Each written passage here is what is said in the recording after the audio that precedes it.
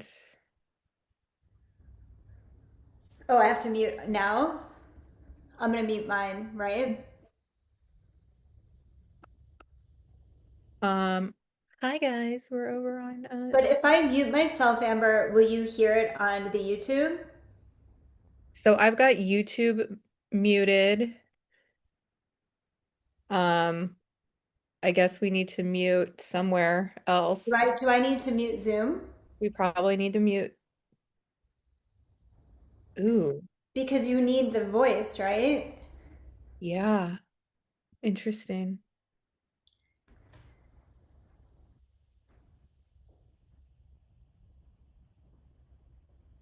I wonder if that's gonna mess up the phone as well. Well, let's see. Let's see It's what happens. Whatever. We're Yeah. live right now on YouTube. I can always edit this, so it's not a big deal. And Um, I'm gonna I'm gonna how do I you do know live? what? I could turn the volume down on my computer. It's fine. Duh.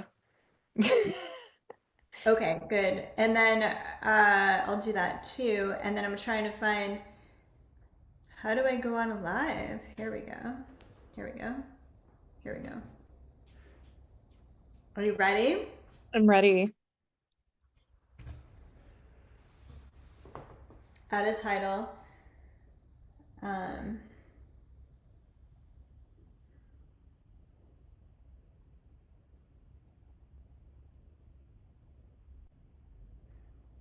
okay.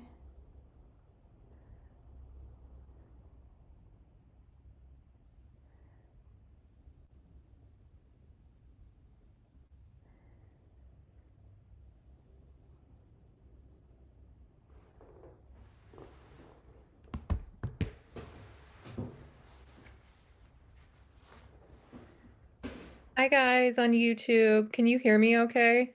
Also, there's like a 20-second delay, just as a heads up. Okay, we are live on Instagram.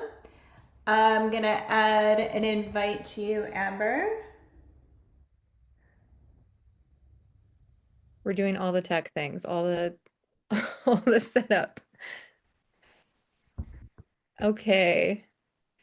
Go live.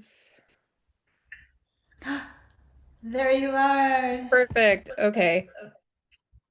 I'm gonna test something real quick. I'm gonna turn the volume off on the YouTube so there's no weird reverb or down. Hi, everyone. Welcome to the live. We're so excited to have you. We are here with Trans Channel Amber Porter, and we just got back from Egypt.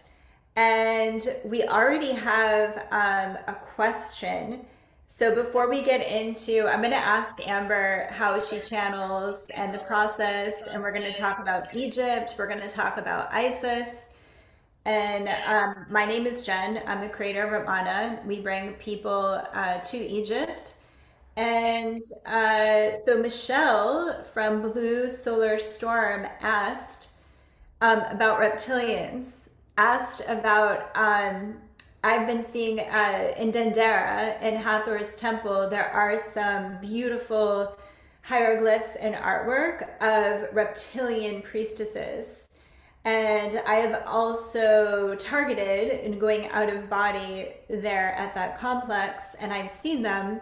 And so Michelle was asking if they are controlling us, and if they are good or if they are bad, because you can see them everywhere in Egypt. And so, I mean, they're very beautiful to me. And I'm just going to ask Amber this. Amber, what do you think? Are the reptilian priestesses in Egypt good or bad? Are they controlling us?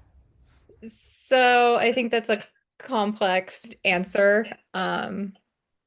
Obviously, I've channeled many different things regarding it. Anytime I have channeled a reptilian entity, whatever you want to call them, a lizard, human-like, amphibian-like guide, they've never come through in a uh like nefarious manner. It's always been for sharing information and knowledge and very, very positive or neutral. So some of the higher dimensional entities are very overwhelming with love. For the most part, when I channel those entities, it's like neutral, helpful information. So I don't know if I, as above, so below. Is it possible that there are both types of entities? Absolutely. But I think a lot of the original information and things that is coming through that we are being kind of reintroduced right now is positive.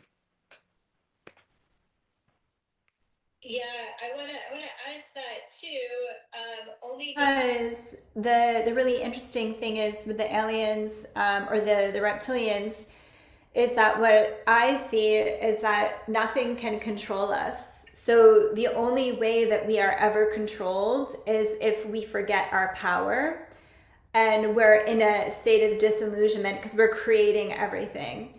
So if we are in a state of amnesia in regards to what we are and where we are, which this is the game here, that's like a lot of what happens when we come in here, then we can create, more denser negative experiences, and the control could be just in that illusion and holding the illusion. And I feel there is a little bit of that, but I feel also too like what's underneath the pyramid complex, the halls of Amente. I've seen that out of body. We were just there. Yeah. There's information there, and we've been talking to some people, and the information is going to come out soon. Yeah, I think I channeled before we went. I channeled Say Shot, and she said something similar when she spoke through me. Also, when we were there, I was getting the same psychic downloads that day. You and I touched base on that, seeing similar information. And yeah, I mean, there's a lot of information. There's a lot of stuff I think that has been manipulated, right, to take away your sovereignty, your own power. I think I talk about this a lot with clients that everything you have is like within you. You don't need anything else. You don't need a guru, you don't need a church, like you don't even need me. If you can figure it out on your own, hell yeah. But it's all like already here. So we would happen to agree there. I really agree with that. It's a lot of it is just like modern culture. We absorb it when we come in, and it has belief systems and codes. And then a lot of it is just looking at it and realizing like what's working, what's not. And a lot of the times, just by seeing what's not working, you can fine tune into the truth of this reality. I'm going to actually share this too. So the newest and strongest telescope, I think it was $10 billion telescope. Every last dollar is worth it, in my opinion. They have been able to look at the way the cosmos looks in the most accurate way so far, and it looks exactly like the neurons inside of the human brain. Wow. So like the hermeticist, like the all is mental, Yeah, as above, so below, as yeah, within and without. So I think this so is cool. so amazing. Yeah, that's wow. I love that. I love that we're at a place right now where the science is catching up to like the things that the seers have been seeing. And for me, it's just more proof, right? That like everything is factual. Um, that's so cool. I want to ask you because I did have that dream the night before we went to Esna about the fire lake, and then you guys can go rewatch the video that I made about my dream and how I'm starting to kind of be like, okay, so all the mythologies across all the mythologies, the heaven, the hell, every book, every mythology, is essentially a roadmap into how to transform your consciousness and work with the universe at large. I haven't put all the pieces together yet. It's something that's just starting to kind of um, trickle in. So I'm curious what you think about that as well, because I know when we were in ESNA and I was like looking at the ceiling, we're so overwhelmed and bombarded with information while we were there. I felt like I was out of body the entire time. Um, which is like you were like, you'll get more when you get back. And I'm like, what? Okay. And then yeah, it's starting to kind of unfold itself. But I'm curious what you think about that with some of the things that are coming through for you as well. Meaning, so what do I think about what's So when on? we were at ESNA, sorry, let me rewind. When we were at ESNA, I was like, wow, all this stuff looks like moving through different dimensions and densities and less like a funeral procession to the underworld and less about like maybe a retrieval process and more about a transformational process, right? There was tons of little glyphs and things where I was like, that doesn't look like a birth. That looks like a soul traveling through the astral and like all that kind of stuff. So I'm curious what your thoughts are if you're having some similar. Yes, I mean, I think the ancient Egyptians, and I'm not talking about the Egyptians closest to us in the timeline, I'm talking about Zep-Tepi. I'm talking about the Neteru, which are the ones of nature, like Isis, Osiris, the Enad, Thoth. Yeah. They were all going out of body. They were all, using energy. I feel if you look at the King's List in Abydos, they were living thousands of years, and it's all recorded. And then they have the pharaohs, the human pharaohs, and then people say, "Oh, just the part about the Enad, which are the original gods, that part is mythology." But the pharaohs, they're saying that's real because the timelines are precise and it's etched in the stone. So my question is, why would they do one side of the timeline mythology and one side of the And the timeline real? other. It just doesn't make sense. But I really do think they were tapping into something, and they better understood where we were and the natural intelligence of the universe. And they're even saying too with the UAPs and the entities, all this disclosure that's coming out, that they use their mind to operate their vehicles. So like we were always kind of taught like there is reality and matter and you can touch it, and then there's energy, and then there's ideas and thought. What you can't see is dangerous, or it shouldn't be held with any respect or regard. But we're actually seeing, again, it's the inversion. Like it's actually more mental, it's more spiritual. Science and how you affect this reality is way more intuitive than perhaps it is analytical, controlling, and minimizing. So I think that's what's interesting. And so yes, like the duat, they say the Egyptian Book of the Dead, it's not really translated to that. It's translated to the Egyptian Book of the Coming of the Light. And it's a guide. It's a how-to when you're in the duat, when you're in that realm. Realm. So it's That's just showing you how interesting. to maneuver. Yeah, because I got that channeled message that it was an incorrect translation, but I didn't have any frame of reference for it, which is cool to hear you explain that. I had something that like popped into my head, but what was it? It'll come back to me. Um, oh, so the mythology with like why are the gods like a mythology and then, the rest of the information because I've had clients under regression who have experienced lifetimes in Egypt Mm. saying, actually, no, those are like real beings, real, and they were living and walking amongst us. And it wasn't even like, okay, so there are like Thoth and some of these like larger godlike beings, but there are other beings, other entities that are of the same type of, for lack of a better term, race or species that also coexisted. So other bird-like beings, other reptilian-like beings, other cat-like beings that came from elsewhere and were actually living amongst us. So I find that like really interesting. Like, why is it so much just mythology? Well, and I think if we just take things literally, and I'm also going to say hi to Adam. Thank you for being here. And Michelle, we talked about the reptilians a little bit.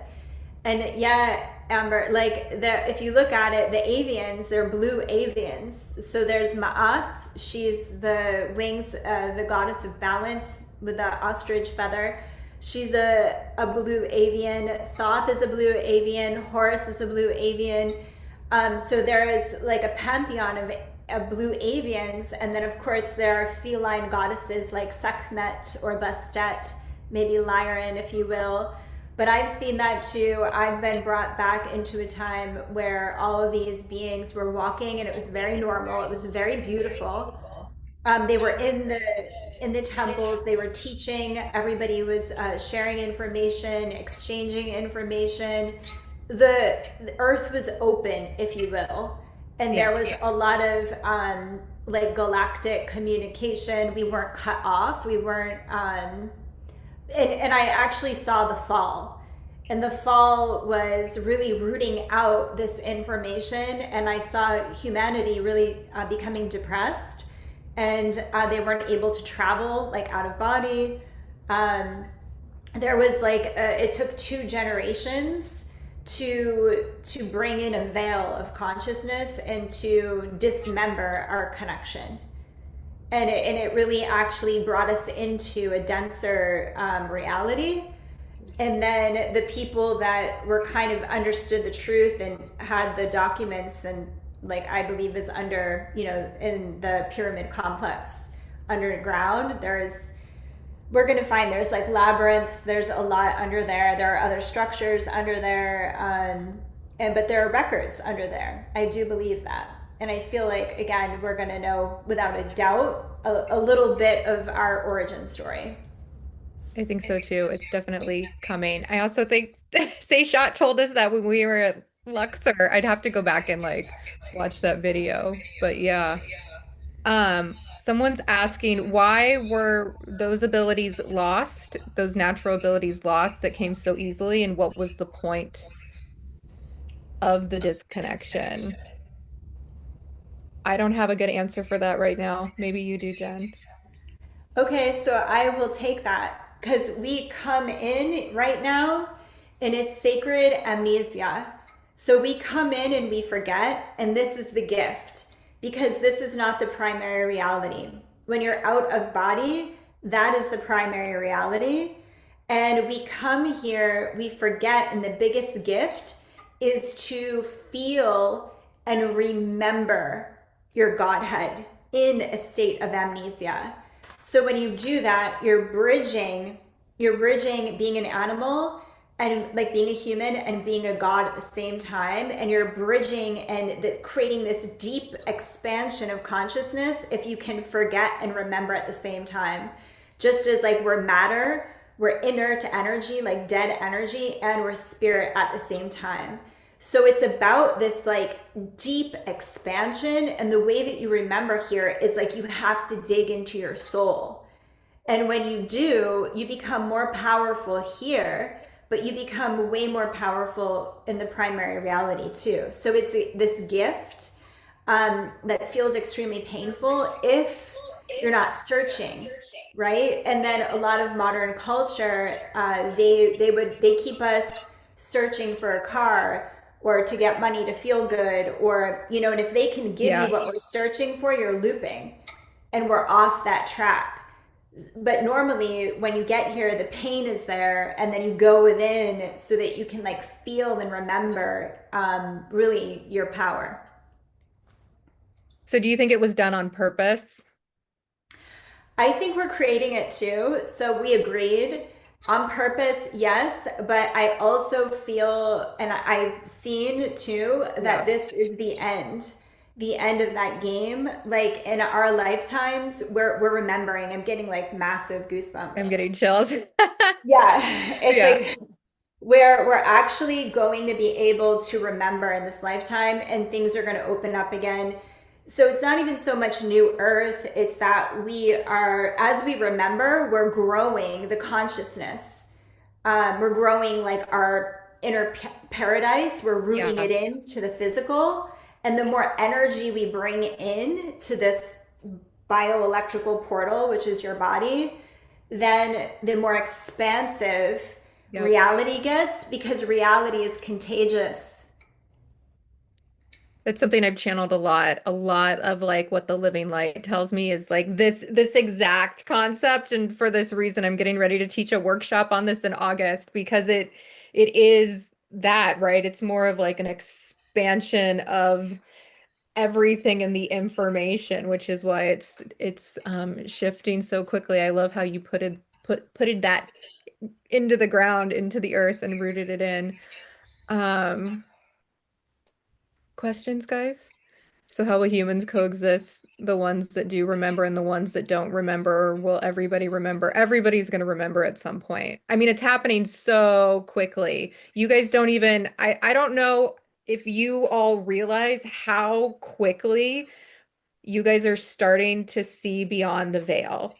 And this is definitely something that disclosure is like touching base on. Like, this is why they're priming you guys for this because it's happening so quickly.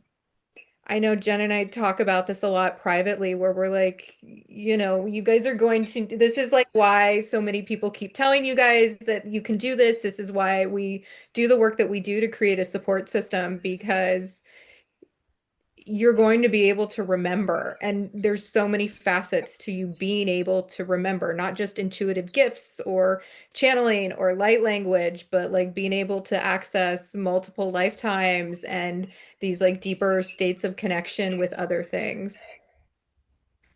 So, You know what else too? This is what I got about this specific experience. Why we're here is that in one lifetime, we're going to be able to experience the most dense, condensed equation of reality and the most yeah. expansive all in one lifetime. Whereas the Ooh. cycles, where I've seen it, it's been generations. It's usually like 10,000 years where it becomes lighter, then there's a fall, like there's cycles. Yeah.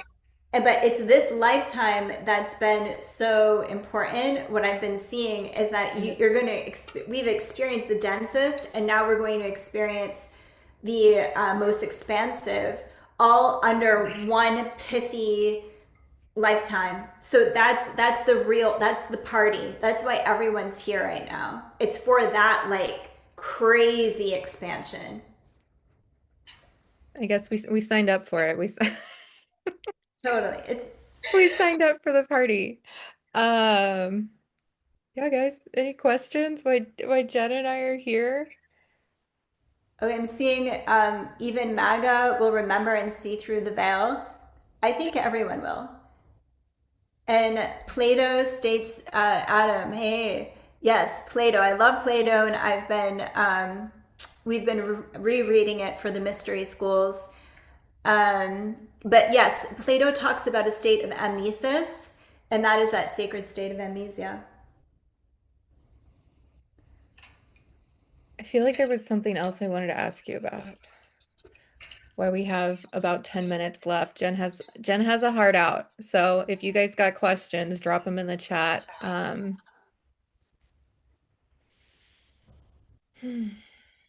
there was something on the tip of my tongue. I just don't even remember what it is. Well, I want to ask you about Isis. Oh, that's what it was.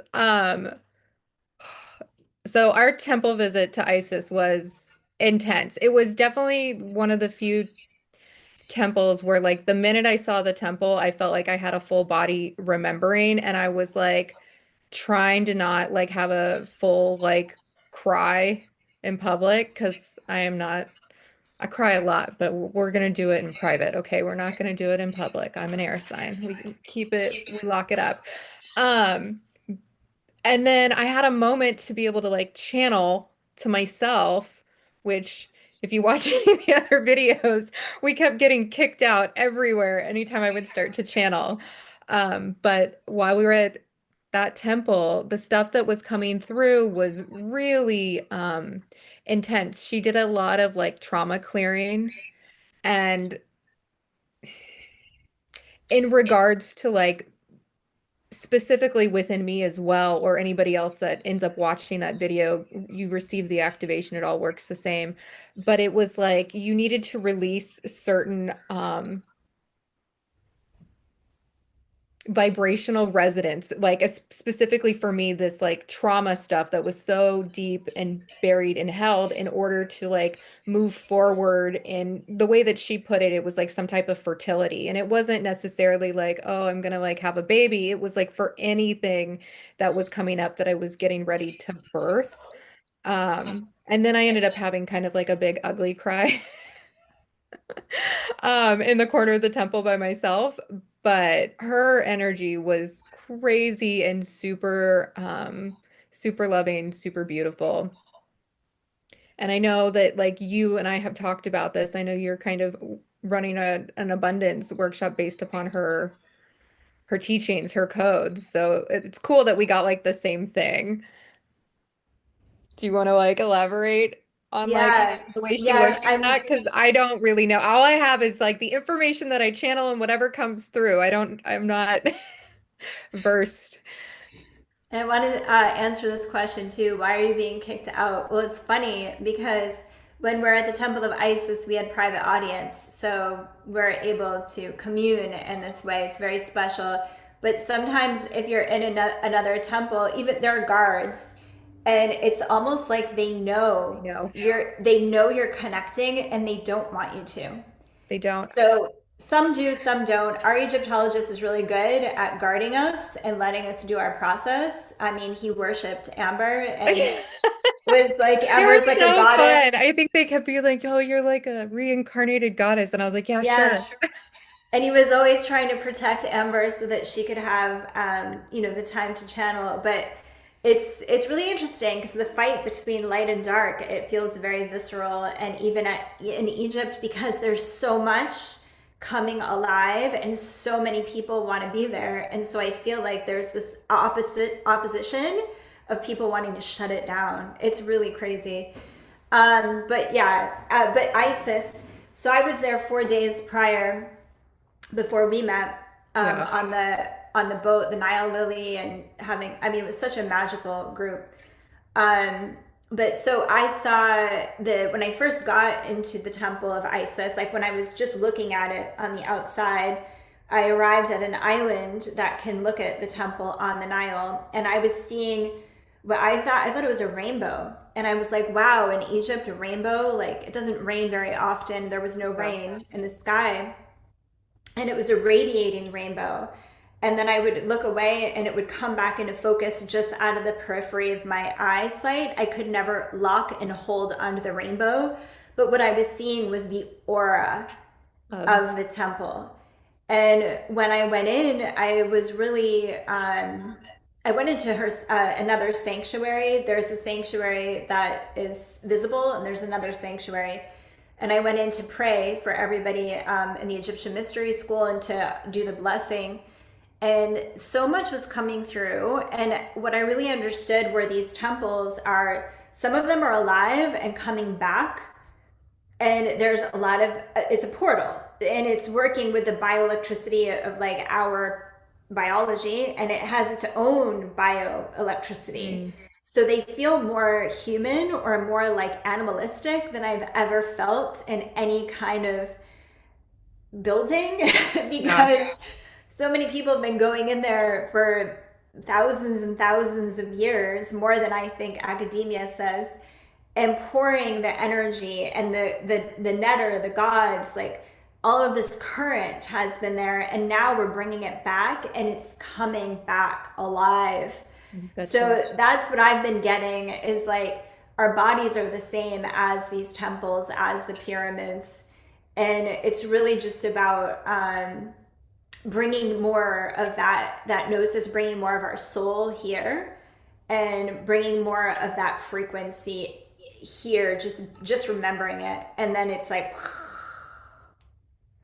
Yeah, that was like, you guys, if you guys want to go to Egypt, go with Jen. It's like seriously the most magical. And as somebody that's very energetically sensitive, I don't think I could have done it another way because I already was like overwhelmed and having a hard time. So for all those like private tours and like being able to like swoop in and out of places and also your knowledge. Like, hello, there's no other way to do it. Um, Seriously. Wait, can both of you have a three-way conversation with one spirit at the same time? I'm sure we could. I don't. So Jen channels, she probably doesn't talk about it that often, but she and I channel differently because I'm a trance channel, so I slip in and out of essentially this like brainwave state that I put you guys into when I do a quantum soul journey session, if you ever want to experience that for yourself. And then I allow the energy to fully, for lack of a better term, possess my body and speak through me. That's why I look like weird and make all kinds of crazy faces. I take a back seat. Jen, you channel differently, and you also kind of, in the mystery school, you go through a process to help people access their information in a slightly different way too, which I loved those exercises. You want to elaborate on that? Yeah, I mean, basically, there are scientific techniques, and then there are ancient rituals, and one and two again are the same. We have always been taught science and spirituality are separate, but actually, the minute you merge the two is when you start to really wield your power, because scientific understanding of where we are is actually more spiritual. Um, but yeah, so I mean, they're just teachings, and there are a lot to kind of explain. But again, go see Amber too if you want to channel. You really want to like tap into the real frequencies of like the other entities, like in the galactic way. She's very in tune with the galactics, like very strong. And I mean, I love to being able to travel with such incredible souls. And because we're all, again, reality is contagious. So when we bring people, like we curate the group so that our reality can help each other elevate, and the contagion can be instead Yeah. of a virus. It like reverberates out. That's why connecting with like-minded people or like gathering in community is super, super important. And I realize like when you are at this state of awareness that it can be hard to sometimes find community in person and connect in person. But if you can have more in-person connection or even online connect, it reverbs like out and it is shifting reality in so many different ways. And the purpose too of being in community and the purpose of gathering, right? We all know like that's what people did, like to create portals, to create and affect reality. But a lot of the purpose too is to reflect, because then we can create new neural mappings. And when we create a new neural mapping, we create a new reality. So this community and reflection is so powerful, especially when you have a community that understands, and a community that is ready to elevate, and a community that's ready to open. Then you can rewire like in the quantum, which is now. And because really sometimes when people are trying to shift out of a reality or something uncomfortable, the people in their lives are their neurons, like you're addicted to their neural pathways too, and you're creating that exchange. So when you Yes, disconnect and reconnect, and you have a temple right in between it, then it's like you change. Like it's just so now. totally, totally, totally agree. Um, what else was I? What else? What else, guys? Any other questions? I know we have just like a couple minutes. Any Egypt related travel questions? Let me look if there's. Oh, Are we in the latest era of Thoth reincarnation?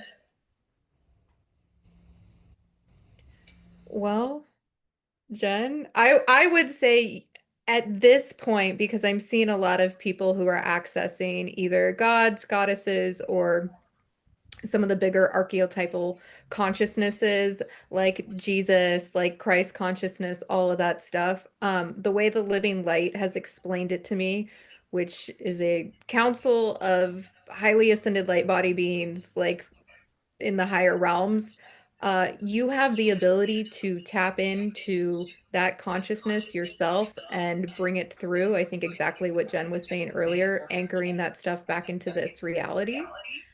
Um, I think that's what reincarnation is going to look more like when I see a lot of people being like the second coming of Christ or like so and so is going to come back. For me, my belief system is that you're going to be able to, again, pierce the veil, access these states of consciousness, and pull this information down into your physical reality. Hmm. What do you think, Jen?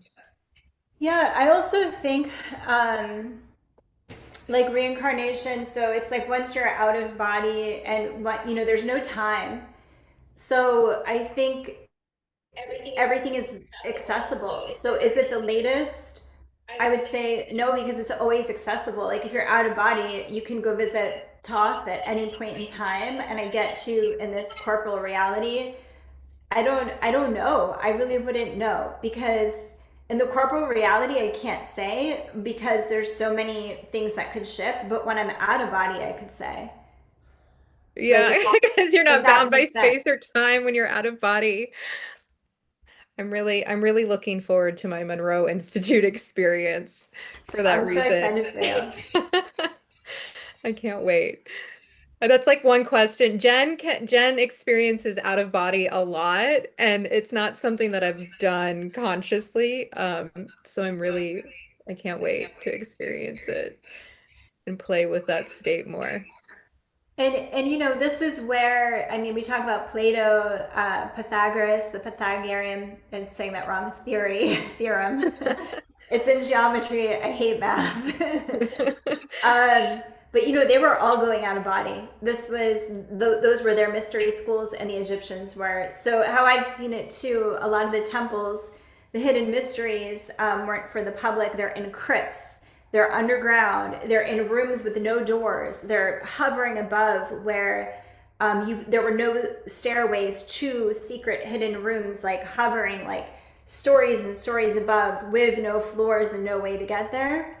And that's because they wanted you out of body to access them. And they knew if you could leave your body, you would remember, know all things, and Right. that you could have that information. That's interesting. That's also why maybe I didn't see it with like stairs or anything. It just looks like sealed libraries, for lack of a better term. That is fascinating. Pixie, as a child and younger adult, I definitely experienced out-of-body trips. I've been so exhausted lately that it simply hasn't happened in years, but you're working on it. Exciting. Yeah, that is not a natural skill set for me. Weirdly, Well, the you know what? channeling is.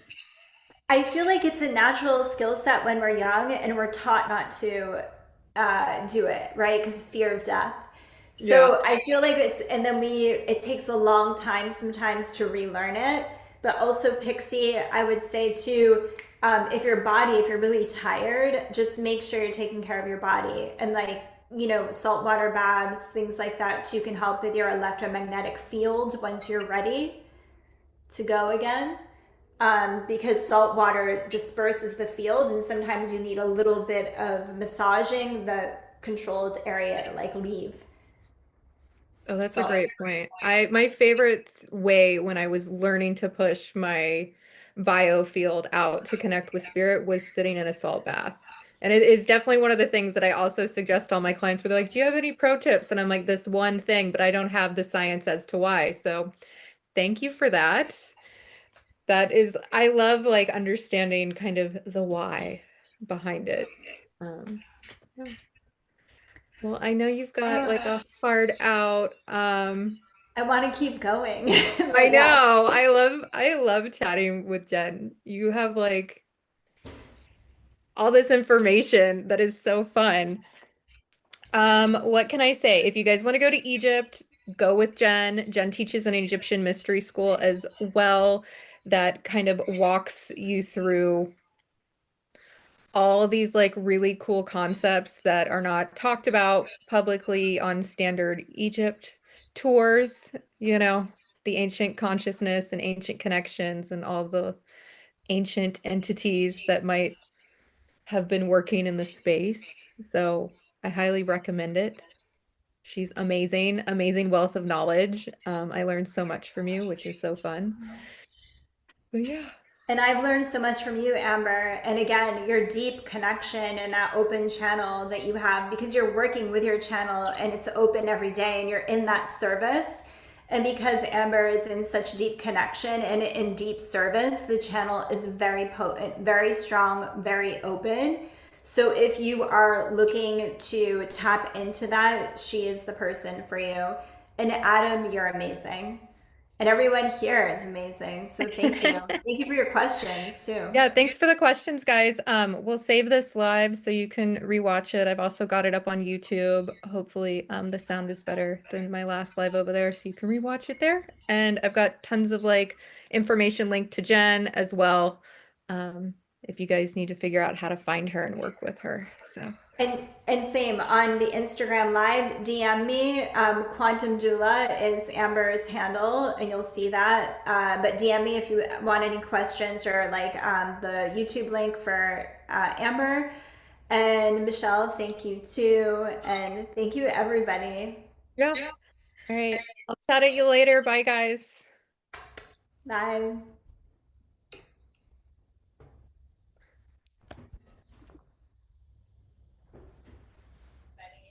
Yeah. All right. I'll chat at you later. Bye, That guys. was awesome.